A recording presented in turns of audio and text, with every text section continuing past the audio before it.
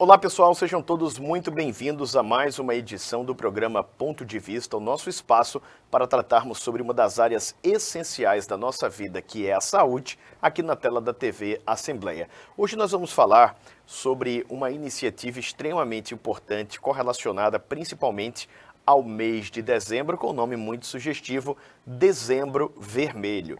Quem vai tratar sobre essa importante campanha conosco é a Hilary Oliveira, que já está aqui conosco, inclusive, e é coordenadora do programa de IST da CESAL. ISTs no plural, né? Escrevemos IST, mas a pronúncia é ISTs, porque trata de mais de uma patologia, de mais de uma ação preventiva. Muito obrigado, Hilary, por sua presença aqui conosco. Um prazer tê-la aqui novamente, viu? É um prazer enorme estar aqui com vocês. Muito obrigada pelo convite, muito obrigada por estar recebendo mais uma vez a CESAL, por tratar tão bem desse assunto, né, que é importante a gente trazer essa sensibilização para o nosso público, né? Hoje, trazendo o dia 1º de dezembro, hoje é o Dia Mundial, né, em campanha em alusão ao HIV/AIDS. Então, a gente traz esse mês todo de dezembro, né, em alusão a sensibilizar a população, né, ao combate e à prevenção do HIV e da AIDS também. Esse é o propósito efetivo da campanha Dezembro Vermelho, não é? Vocês costumam ter uma atenção maior a temáticas como essa mais sensíveis durante todo o ano, mas acaba que pontualmente em dezembro, né, como o nome é bem sugestivo, acaba havendo, podemos dizer assim, um reforço dobrado, como se diz no popular, né? Exatamente. Em dezembro a gente reforça essa campanha para a população em geral, não só para a população, mas também para os profissionais que trabalham com esse público, seja na atenção primária, seja nos hospitais também, na atenção secundária. Então a gente quer reforçar, né, essa sensibilização ao nosso público em geral. Esse mês agora de dezembro em particular, tem alguma proposta, tem alguma necessidade maior aqui em Alagoas, no Brasil, um tema em particular? Então, esse ano a CESAL, em conjunto também com outros órgãos, principalmente a saúde do adolescente e da criança, estamos trabalhando principalmente a parte de prevenção, né? A gente já trabalhou por muitos anos a questão do tratamento, a questão do acompanhamento do nosso público, mas hoje a gente quer trabalhar mais a questão da sensibilização quanto à prevenção do HIV/AIDS, né? Hoje a gente está trabalhando muito sobre a PrEP, que é a profilaxia pré-exposição, e a profilaxia pós-exposição. Então, nesse ano, né, o nosso foco é trabalhar a prevenção. Não só essas estratégias, mas também, principalmente, o uso do preservativo, que é o nosso maior aliado na prevenção das ISTs. Eu não sei se eu estou correto. Eu passei por algum ambiente recentemente, onde, lembrei agora, no mercado público aqui do Jaraguá. Fui lá comer uma feijoada, né?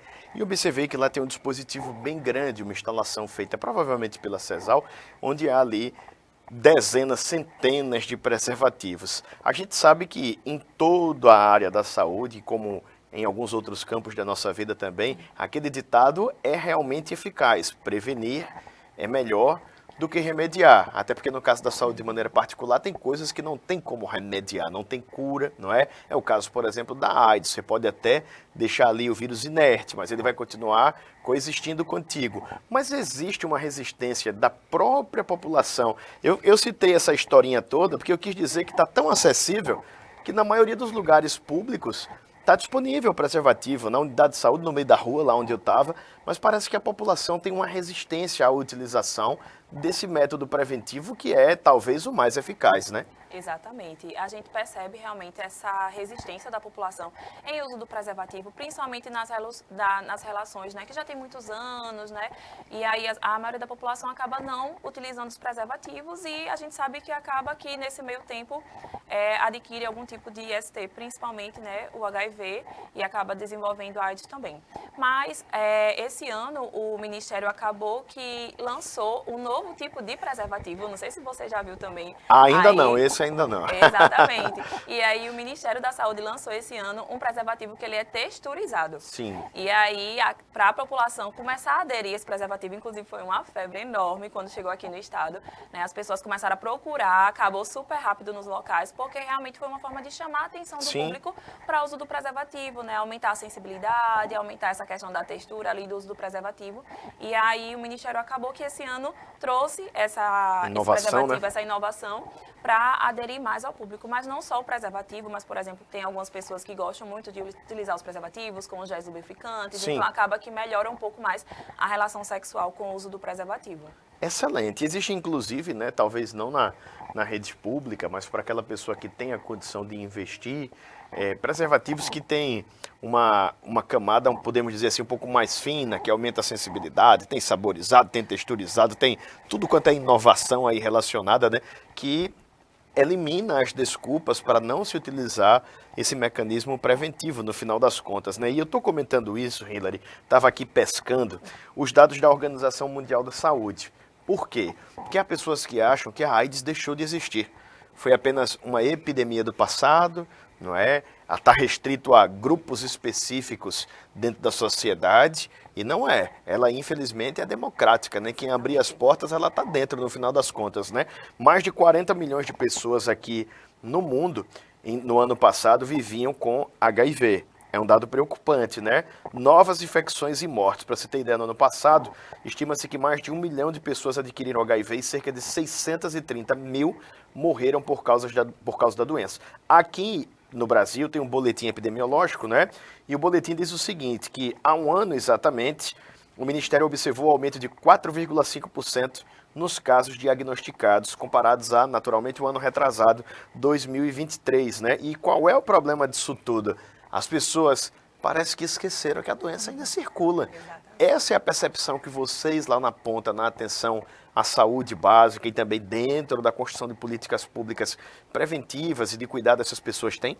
Com certeza. A gente tenta resgatar, né, essa questão dessas políticas públicas, resgatar a sensibilização. Muita gente já chegou para a gente nos municípios perguntando, e as campanhas, né? Nunca mais houve-se campanha, mas a gente continua fazendo a campanha, né? Só que de outras formas. Sim. Hoje a gente está na era digital. Claro. Né? Antigamente as campanhas eram mais na TV, jornal, né, em panfletos, mas hoje a gente sabe que a gente está na era digital.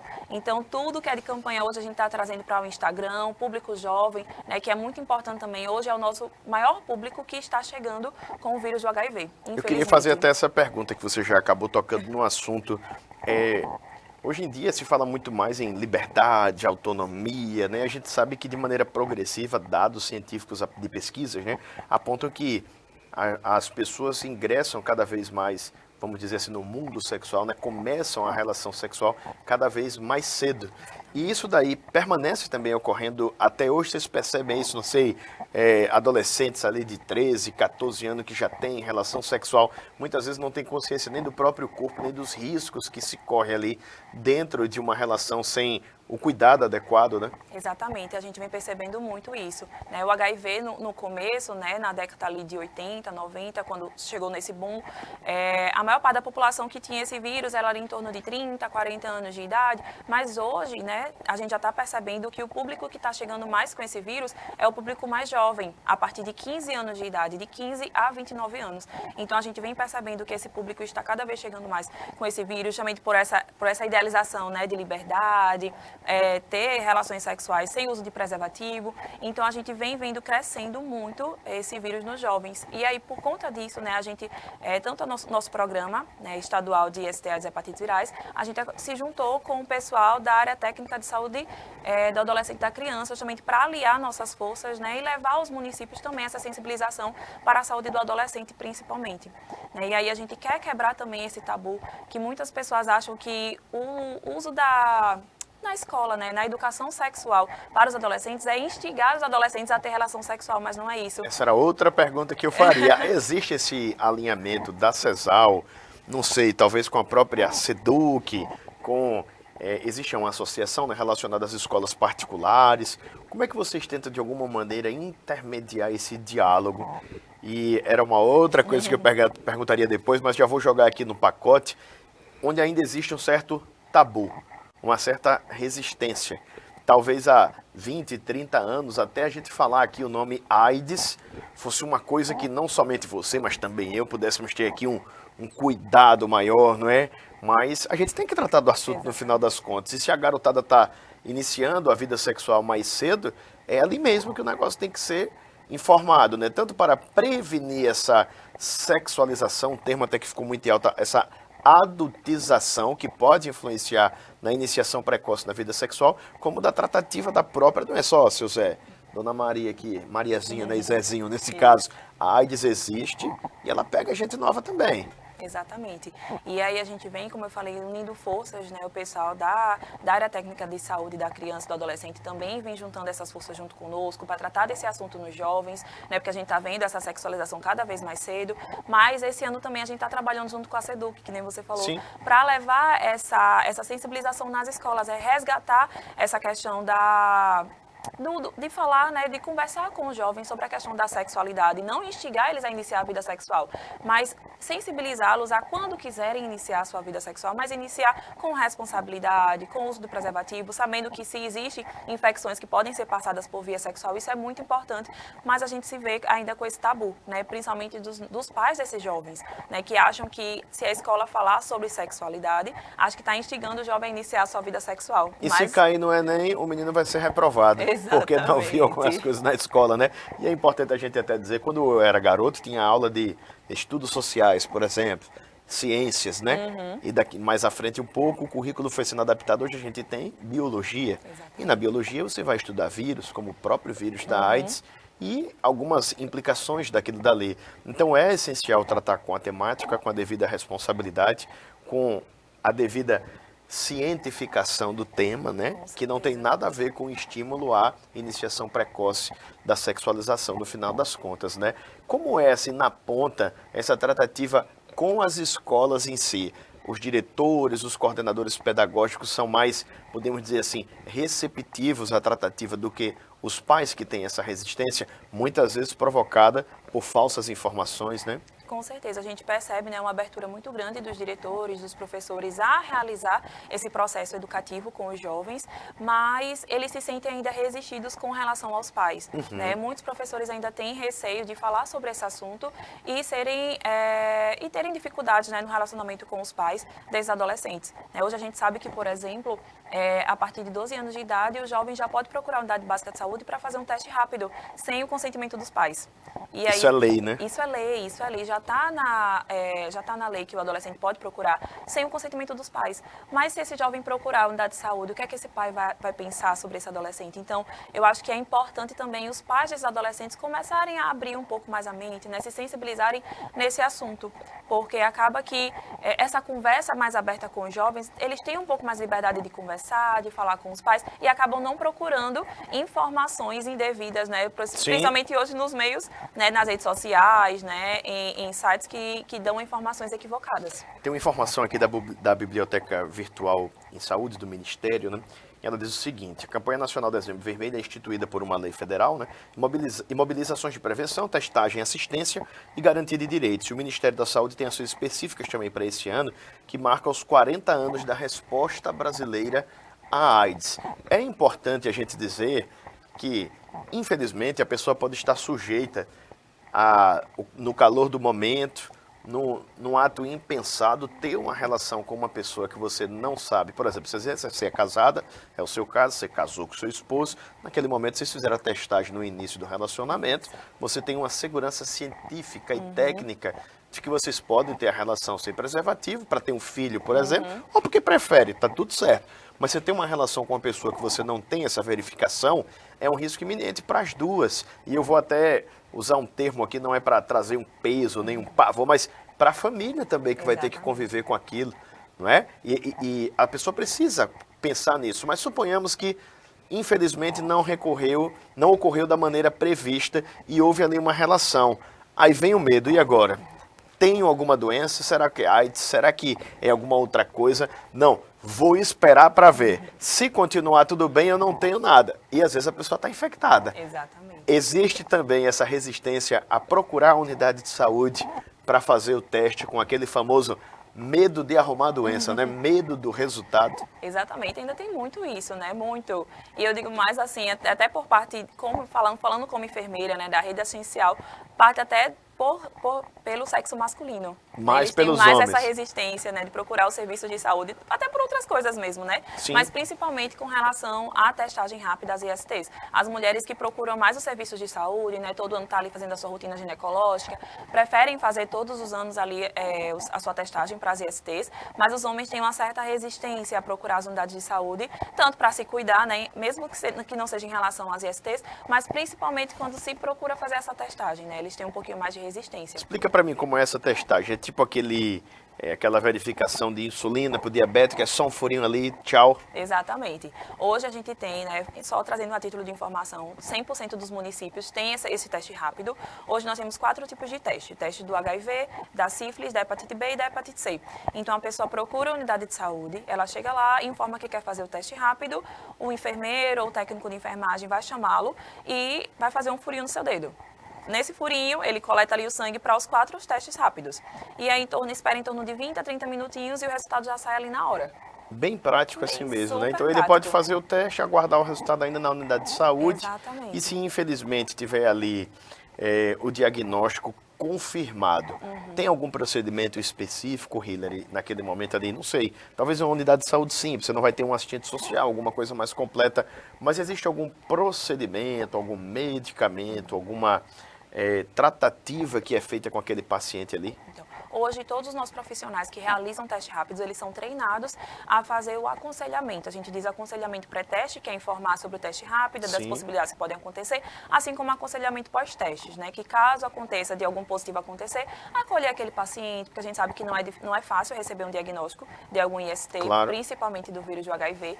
Então, acolher aquele paciente, informar sobre os seus direitos, informar para onde que ele vai seguir ali naquele momento. Hoje, as nossas unidades básicas de saúde não realizam tratamento para o HIV, então esse paciente ele é encaminhado e direcionado para um serviço de atenção especializada.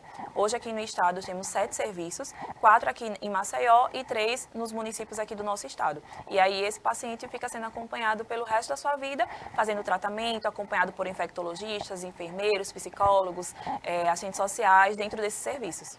Existem algumas siglas aqui que eu vou querer tratar com você, que naturalmente é especialista aqui do contexto. Tem a PEP, a PrEP, tem, enfim, uma série de procedimentos hoje em dia que não existiam até pouco tempo. O que é isso daí e como é na prática o tratamento dessa pessoa que eventualmente tem a AIDS? Não sei se dá para fazer esse gancho. Claro que dá para fazer. Então, a PrEP e a PEP, né, são siglas que relacionam a PrEP, que é a profilaxia pré-exposição, ou seja, aquela pessoa que acaba escolhendo não fazer uso do preservativo, como a gente mencionou aqui nessa conversa. Então, a pessoa não quer fazer uso do preservativo nas relações sexuais, então ela vai tomar o medicamento que é para prevenir que ela adquira o vírus naquela relação sexual sem uso do preservativo. Então, existem 2 modalidades. Aquela pessoa pode tomar o medicamento de forma contínua, se ela tem várias relações sexuais ali sem uso do preservativo, então ela toma ali durante o tempo que ela quiser. E tem a que caso ela tenha planejado uma relação sexual ali no final de semana. E aí, principalmente pessoas do sexo biológico masculino, elas podem definir tomar o medicamento ali naquele período para aquela relação sexual em específico. Então, essa profilaxia faz uso desse medicamento ali para se prevenir que na relação sexual ela adquira o vírus. E hoje a gente já tem estudos que mostram a grande eficácia dessa profilaxia pré-exposição. É a mesma do preservativo? Não vou dizer que é a mesma, porque Certo. hoje a PrEP ela é somente para o HIV. Sim. O preservativo, ele vai prevenir você de outras ISTs. É importante a gente reforçar isso, né? Porque a pessoa pensa que é a pílula do super-homem ou da Mulher Exato. Maravilha, né? Tomar lá um negócio, pronto, agora resolvi, posso sair aqui na festa, sou bichão, tá resolvido. Não é bem por aí não, Não né? é bem por aí não, exatamente. Então o preservativo ele vai prevenir você de outras ISTs, sífilis, hepatite, gonorreia, clamídia, herpes, né? Então outras ISTs que podem acabar se adquirindo. A PrEP é somente para o HIV, então a gente precisa deixar claro para aquele paciente ali naquele momento que a gente está oferecendo a PrEP, né? Que ele vai estar suscetível a ter outras ISTs, então é importante a gente conversar com ele em relação a isso. Já a profilaxia pós-exposição, esse caso, como você mencionou, a pessoa tem uma relação sexual com uma pessoa, ela não sabia se tem ou não o vírus do HIV, ou acaba descobrindo que tem, e aí ela procura uma unidade básica, uma unidade de saúde que tenha o serviço da PEP, ela informa que teve uma relação sexual desprotegida e ela faz uso do medicamento por 28 dias para prevenir também que ela tenha adquirido o vírus naquela relação sexual.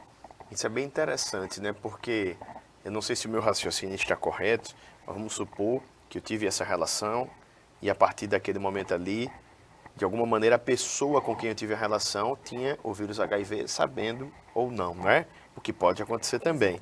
Então eu tomo essa medicação e pode ser que mesmo eu tendo tido contato, podemos dizer assim, eu vou matar o vírus no meu corpo devido a esse tratamento terapêutico pós-relação. Isso mesmo. Mesmo que aquela pessoa tenha o vírus ali, né, tomando medicamento durante certinho esses 28 dias e dentro do prazo que é de 72 horas, né, que é o nosso prazo de 3 dias, eficácia, né, 3 ali dias. aproximadamente, né? Exatamente. Então, quanto mais cedo você procurar a unidade de saúde, mais rápido. Eu perguntei por isso mesmo, porque tem gente que, como eu falei, né? Ah, não, se eu não estou sentindo nada, tá tudo bem. E nem sempre o agente que está ali no seu corpo vai se manifestar, sobretudo o HIV e algumas outras ISTs também, dentro daquele intervalo de tempo que a gente acha que a nossa observação é suficiente. Por isso que é essencial a prevenção e, se infelizmente ocorrer, a busca, até não vou dizer profilática, né, mas a busca ágil por esse teste rápido que vai nortear a conduta que eu vou ter de adotar dali para frente, que pode salvar minha vida, né? Com certeza, com certeza. Então, hoje a gente está sensibilizando cada vez mais os profissionais a fornecerem esses tipos de serviço, né? Tanto a PrEP, para as pessoas que querem ter relações sexuais sem uso do preservativo, como também mencionando se caso o casal for soro discordante, no caso o parceiro tem o vírus do HIV, já a esposa não tem, e aí eles querem, por exemplo, ter um filho. E aí, para ter um filho, tem que ter relação sexual sem uso do preservativo. Então, a mulher ela pode tomar a PrEP durante esse período e aí ela tem a relação sexual sem uso do preservativo, toma o medicamento nessa fase, engravida e eles voltam a usar o preservativo durante o período que eles quiserem. Isso é muito, muito maravilhoso, assim, né? Porque imagina quantos sonhos de constituição de família com filhos, né? Biológicos ali podem eventualmente ter, e certamente foram, né? Adiados por conta dessa situação. Então, paradigmas vão sendo quebrados, né? Graças ao avanço da ciência e também o acesso a esse tipo de serviço dentro do SUS, né? Aqui em Alagoas é fácil pegar a PEP, a PrEP, como é que eu faço daí? Toda a unidade de saúde tem? É só no hospital? Onde é que é, Hillary? Então, hoje a gente está cada vez mais descentralizando os nossos serviços. Então, a gente está buscando que todo o estado tenha acesso, tanto à PrEP quanto à PEP. Né? Hoje a gente tem aqui em Alagoas, o município de Maceió está cada vez mais capacitando as unidades básicas de saúde. Então, eles estão aumentando as suas unidades básicas que têm um fornecimento da PrEP. Hoje a gente tem aqui o Pan Salgadinho, a gente tem o Saia Viu Alto, a gente tem diversas unidades básicas de saúde que fornecem a PrEP, mas também a gente tem também os hospitais que fornecem a PEP, porque hoje a gente quer locais que sejam 24 horas para atender o paciente caso ele tenha alguma relação à noite, por exemplo. Sim. E aí, se ele tiver alguma relação à noite desprotegida à noite mesmo, ele procura um hospital. Antecipa ainda mais esse atendimento. Antecipa ainda né? mais esse serviço. Extraordinário, viu? O trabalho de vocês é muito formidável, graças a Deus, né? Sim. Agora, existe também uma questão de transmissão vertical, que é sempre, certamente, pauta das reuniões lá na CESAL, pauta da campanha Dezembro Vermelho por parte do Ministério e dos municípios. O que é esse tópico de maneira particular e qual a adoção de medidas que vocês têm para isso? Então, a transmissão vertical é a passagem do vírus ou da bactéria, ali daquele micro-organismo, da mãe para o filho durante a gestação. Né? Então, quando a gente se trata do HIV, né, a mulher, durante o período gestacional, ela pode transmitir, sim, o vírus para aquele bebê ainda no período da gestação.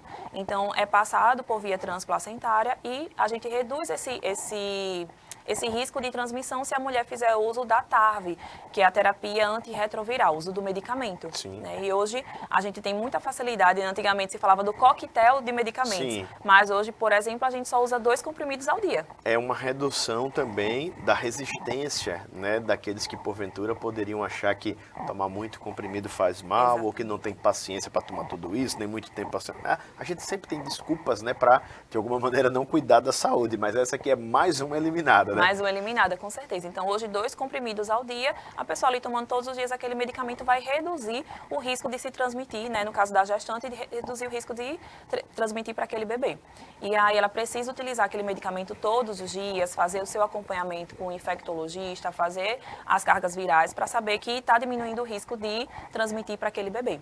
E aí, outra coisa importante que a gente está trazendo muito como pauta lá na CESAL é a transmissão através do aleitamento materno. que pouco se fala sobre isso, né? A gente fala tanto da gestante, né? Fazer o teste rápido Sim. na gestação, no pré-natal, primeiro trimestre, ali no terceiro trimestre, na maternidade, mas e depois? Se aquela mulher ela não tem o vírus ali durante a gestação e depois que o bebê nasce, ela vai amamentar o seu bebê, com certeza, porque a gente hoje orienta muito que o aleitamento materno seja exclusivo, por exemplo, pelos 6 meses.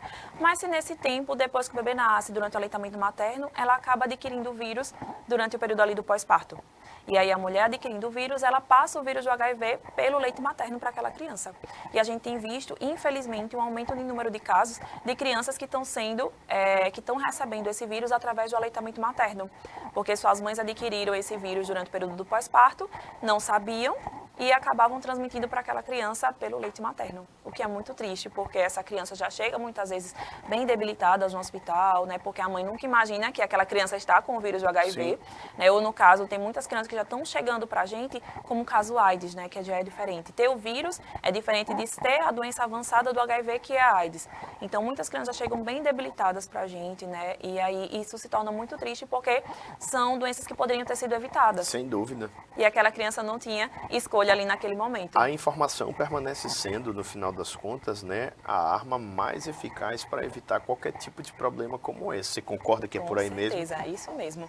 Então, a gente trazer essa sensibilização para a população, hoje para os profissionais principalmente, de estar fornecendo a testagem para o público em geral, não só para a gestante ali no pré-natal, mas fazer campanhas ali no seu município, campanhas no bairros de testagem, né, ampliar essa testagem para todo mundo e a sensibilização da população também em fazer o teste rápido, porque tem muita gente, como a gente falou, que ainda tem medo de fazer. Sim. Mas a gente sabe que o resultado é sigiloso, você não vai receber o resultado ali na frente de todo mundo, vão chamar você ali individualmente para você receber seu resultado e você fica ali, sabendo se tem ou se não tem. Isso é muito importante, trazer essa sensibilização e essa informação para a população sobre todas as ESTs, né, que Sem podem dúvida. ser adquiridas durante a relação sexual desprotegida. E esse mês aqui nós vamos ter ações específicas promovidas pela CESAL, junto naturalmente, né, com a rede dos municípios? Com certeza. Então, esse mês a gente está desenvolvendo 2 ações em relação aos municípios. Então, dia 10 e dia 11. Dia 10 vai ser na 2ª macro-região. Faremos uma capacitação para os municípios da 2ª macro no município de Arapiraca. Então, vamos receber coordenadores, profissionais de saúde, né, para falar sobre a questão da profilaxia pré e pós-exposição, que é a PrEP e a PEP. Uhum. E no dia 11 aqui em Maceió, para os municípios da 1ª macro-região, também para falar desse mesmo assunto. Além também da gente estar incentivando os municípios a realizarem essas campanhas nos seus próprios municípios, que é importante também levar isso para a população, dizer que o HIV/AIDS ainda não diminuiu, né? Pelo contrário, ainda vem aumentando bastante. Então é importante trazer essa educação para a população também. A gente está se encaminhando para o momentinho final, mas eu queria que você reforçasse uma informação que é, sem dúvida, desconhecida do grande público. O que é ter AIDS e o que é estar, né, com o vírus ali no corpo. São contextos diferentes e eu não sei se eu estou errado na terminologia que eu vou adotar, mas a gente pode dizer até que aquela pessoa não é mais transmissora do vírus, ainda que o tenha, e ela pode ter relações com mais tranquilidade. Me ajuda aí, Hilary. Exatamente. O que é que acontece? Você primeiro adquire o vírus, então a pessoa é portadora do vírus do HIV, né, quando ela tem alguma relação sexual desprotegida, então ela adquire o vírus do HIV, e se caso a pessoa não realiza o tratamento, não faça uso dos medicamentos, ela acaba baixando a sua imunidade, e do que ela baixa a imunidade, ela acaba adquirindo infecções oportunistas. E aí quando ela adquire infecções oportunistas, né, que são doenças que podem ser causadas pela imunidade baixa, ela está em um caso de AIDS, que é a doença avançada do HIV, né, que é uma síndrome da imunodeficiência humana. Então, quando a imunidade baixa, ela adquire algumas doenças oportunistas e aí é onde ela está com AIDS.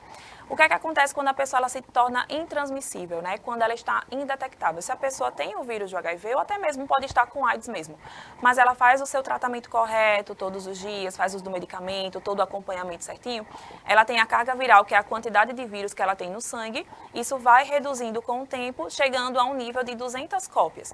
E aí quando chega esse nível de 200 cópias, a pessoa está... A gente diz que está indetectável. Do que está indetectável, ela não tem risco de transmitir para o parceiro dela durante a relação sexual. Não é usada a palavra a pessoa está curada. Não, infelizmente não. Né? Então, hoje a gente sabe que não tem cura para o HIV nem cura para a AIDS. Então, a pessoa faz o tratamento para o resto da vida, né? Mas hoje a gente sabe que esse tratamento ele tem bastante qualidade de vida, diferente de muitos anos anteriores. Então, hoje a pessoa já vive por diversos anos, 30, 40, muitos anos de vida. Então vem se cuidando muito da saúde da pessoa por completo. Então, a gente sabe que a pessoa ser portadora do vírus não quer dizer que já está sentenciada à morte. Então, ela pode sim ter uma qualidade de vida imensa, né, fazendo seu tratamento correto, se cuidando, se alimentando bem, fazendo atividade física, todos os cuidados que todo mundo deveria ter. Viver. Viver. Não é isso? Exatamente. Muito bom. Hillary, eu queria agradecer demais a você, aos colegas da assessoria de comunicação lá da CESAL, sempre muito solícitos. Parabenizar por esse brilhante trabalho que é desenvolvido, é sempre importante a gente reforçar.